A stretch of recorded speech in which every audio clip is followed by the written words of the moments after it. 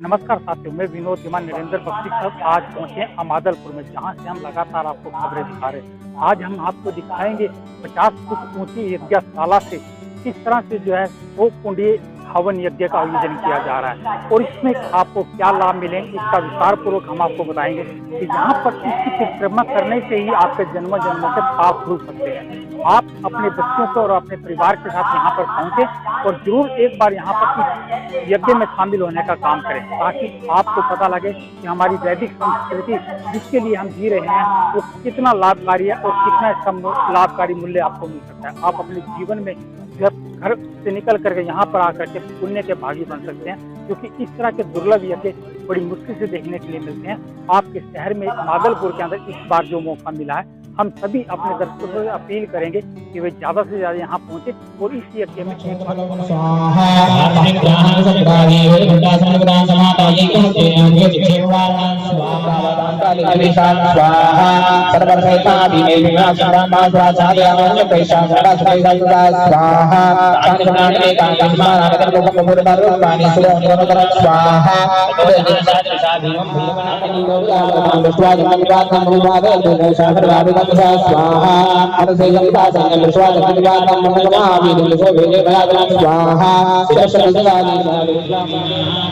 समोत्सवः श्रीजगदम्बार्पणमस्तु।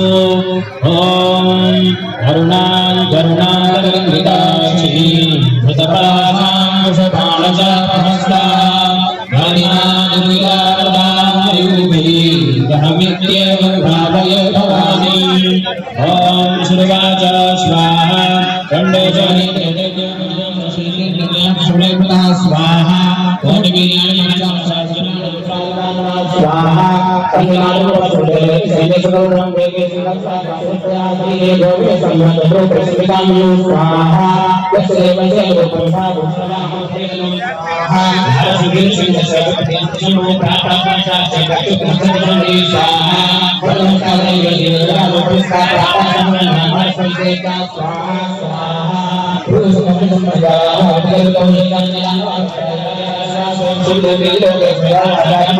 स्वाहा एक निगाह को लेकर सदा कर्मा प्राप्ता कोटा एक कागज इतना स्वाहा अपने मार्ग से सब कुछ स्वाहा प्रत्याशा कार्य सुधारता का प्रमाण होता कार्य निर्णय स्वाहा हमारे राज्य वाले निर्णय का पानी का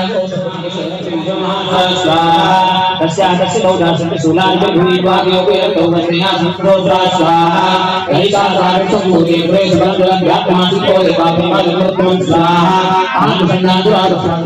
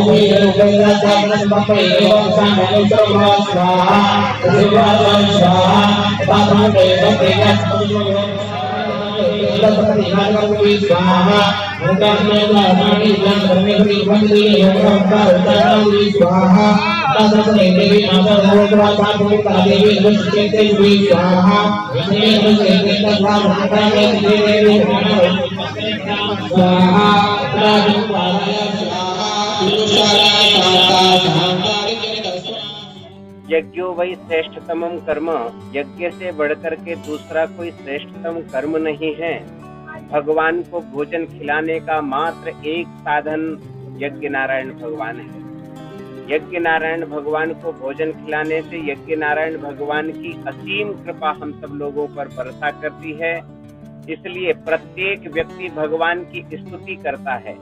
परंतु एक बात थोड़ी समझ में नहीं आती, स्तुति करने से आज तक किसी का पेट भरा है?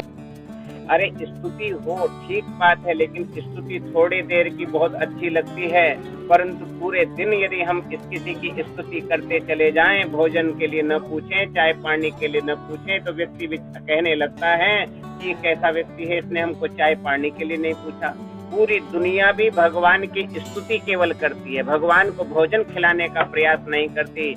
ये भगवान को भोजन खिलाने का प्रयास है। जैसे हम मनुष्य के लिए भोजन की विधा है, उसी प्रकार से यज्ञ नारायण भगवान के लिए स्वाहा के माध्यम से भगवान भोजन करते हैं। आपके घर में कोई आता है, आप उसको कहते हो भोजन पा लीजिए, प्रसाद पा लीजिए, भिक्षा पा लीजिए, भोजन कर लीजिए, नाना प्रकार का हम व्यवहार करते हैं। हमारे यहाँ यज्ञ में देवताओं के लिए स्वाहा शब्द से भोजन का व्यवहार है, आहुति का व्यवहार है। ये भगवान का भोजन है।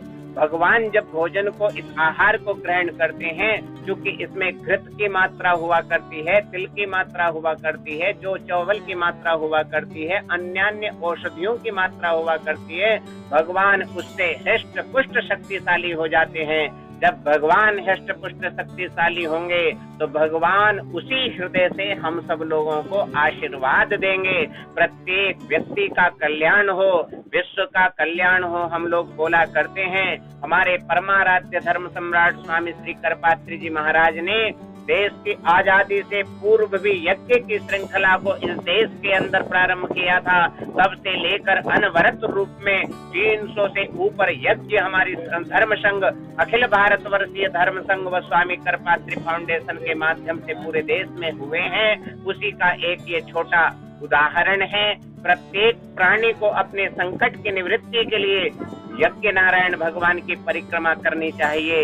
यज्ञ नारायण भगवान की परिक्रमा जन्म जन्मांतर के कालुष्य को निवृत्त किया करती है और हमको मानव नहीं, हमको देवता बनाया करती है। इस संसार में मनुष्य को देव यदि बनना है, देवता यदि बनना है, तो यज्ञ की परंपरा को जीवन में उतार ले, देवता बन जाएगा। और जब देव बन जाएगा, देवो भूत्वा, देव बन करके देवता का यजन किया जाता है। जब तक हम देवता नहीं बनेंगे, देवता की समर्चना नहीं कर सकते, देवताओं का यजन नहीं कर सकते। इसलिए इस दिव्य कार्यक्रम में जो सौभाग्यशाली यजमान बने हैं, जो इसका पूर्ण रूप से आनंद ले रहे हैं, सभी श्रद्धालु भक्त जनों के लिए गंगा जी स्वर्ग लोक से अवतरित होकर के यहाँ पर अवस्थित हो गई हैं। सज्जनों, अब तो हमको डुबकी लगाना मात्र ध्येय है। जो लोग इसमें यज्ञ नारायण भगवान की परिक्रमा करके, सेवा शुश्रूषा करके डुबकी लगाएंगे, उनके जीवन का बेड़ा पार हो जाएगा, उनके मनोवांछित फल प्राप्त हो जाएंगे। वैसे भी ये प्राचीन सूर्य कुंड मंदिर है, इसको हमने आपने नहीं बनाया, ये पौराणिक स्थली है। यहीं पर राजा मानधाता ने विशाल यज्ञ यहाँ पर किया था। उसी विशाल यज्ञ की भूमि पर ये विशाल कुंड बना हुआ है। उसी विशाल कुंड में आज भी हम आप लोग रविवार के दिन जब स्नान करते हैं, हमारे शरीर में कितनी ही त्वचा खराब हो, चर्म का विकार हो, सूखा रोग हो, सकल रोग की निवृत्ति हो जाती है। 5 बार स्नान करने से चर्म विकार शांत हो जाते हैं। क्योंकि ये हमने नहीं बनाया, पांडव लोग यहाँ पर रहे हैं, उन्होंने तपस्या करी है। माँ द्रौपदी को जिस अक्षय पात्र की प्राप्ति हुई थी, वो यही स्थल है। यहीं पर यक्षराज से धर्मराज युधिष्ठिर का संवाद हुआ, यहीं पर वो स्थान है। इसलिए ये अभूतपूर्व अलौकिक स्थली रही हैं। यमुना पुलिन तट पर ये प्राचीन सूर्य कुंड मंदिर अमादलपुर यमुना नगर में स्थित है। हम सभी लोग यहाँ पर आकर के इस विलक्षण यज्ञ का दर्शन और परिक्रमा करके और ऐसे विलक्षण व्यास जी महाराज जो साक्षात सुख स्वरूप हैं, ऊपर से सरस्वती मैया का अगाध ज्ञान उनके अंतःकरण में स्फुटित होता है। समाज के सामने उनको परोसना आता है।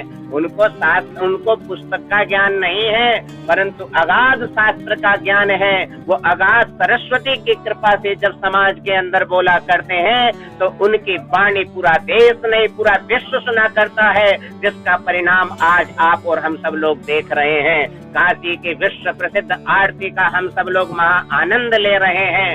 तो ये अपने आप में अनुपम है, अलौकिक है।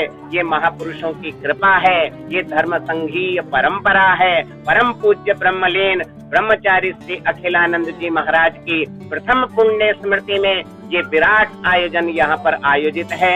अधिक न कहते हुए आप सभी को भाव भरा संदेश कि आप सभी लोग यहाँ पर एक बार अवश्य पधार करके यज्ञ नारायण भगवान की परिक्रमा करें, कथा को श्रवण करें, जीवन की दशा और दिशा बदल जाएगी। हर हर महादेव।